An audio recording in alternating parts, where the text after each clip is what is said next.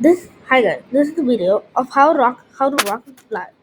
Have you ever wondered how do rockets fly? Like how do they stay afloat in the air? Well, that's a thought that got in my mind, and that's how I decided I would make today's video. So let's get started. The engine. So first we need to know the structure of a rocket. So basically, there is a solid type rocket and a liquid type rocket.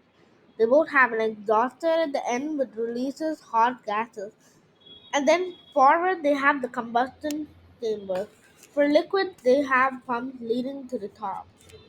For solid rocket, the spark ignites the core which burns from inside outward. Then comes the oxidizer and the fuel. The engine also comes with four legs that stand when the rocket takes off and a huge structure. The huge structure is the rocket. They have room for the astronaut as well as control cockpit. They also have backup small rockets in their storage. They use computer systems to lock the doors and use levers and the complex buttons to control the rocket. Like if you want to see a reference image of the rocket, well let's see it. Rocket. For example, let's take this rocket.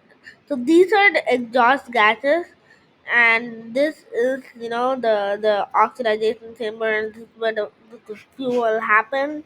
They get oxidized and everything, and this is like the structure of a rocket, and this is where the exhaust gases come.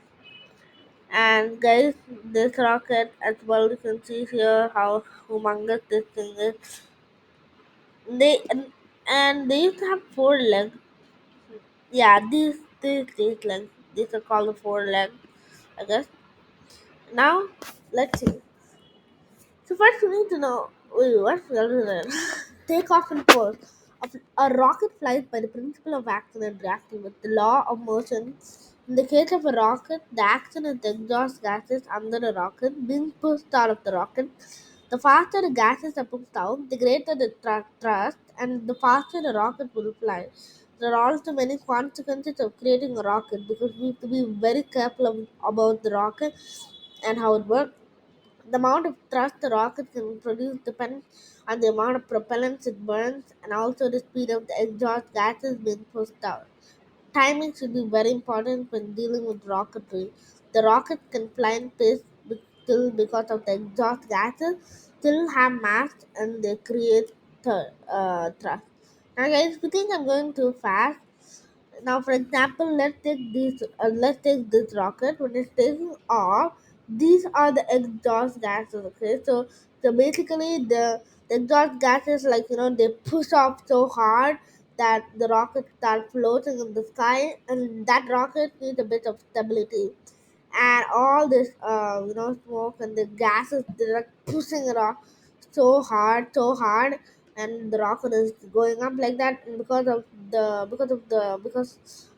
force, the rocket is going up, and due to all the forces from all the directions, that's how rockets fly basically. And now the that's we have so basically the amount of thrust the rocket can produce depends on the amount of propellant it burns, and it also depends on the speed of the exhaust gases being pushed out. The timing should be very important. Now the force of the rocket.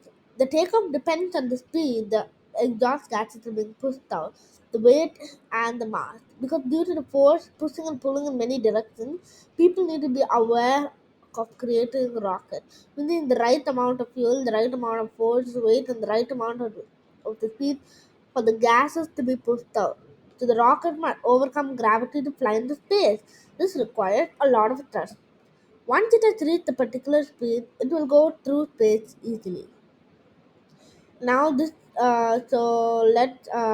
see reference images. So this is a rocket going through space, and now this rocket has enough thrust to go through space. So they technically keep burning propellant until they run out of propellant. So that's what. And rockets are not only used for flying around; they're also used for military use and that spying on the earth. I guess they spy. Maybe they do. I don't know. I have no idea.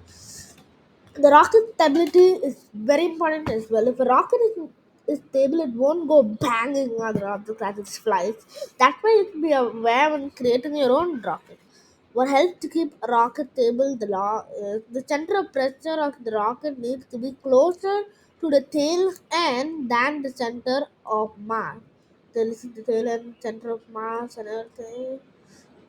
Do you know a rocket can run out of propellant? Yes, it can. When the rocket starts, it burns the propellant and exhaust gases are expelled. When the rocket has thrust and stability because of its structure and fuel, then the rocket goes on and about in space, overcoming gravity and depending on the weight, force, and mass, and it flies until it runs out of propellant.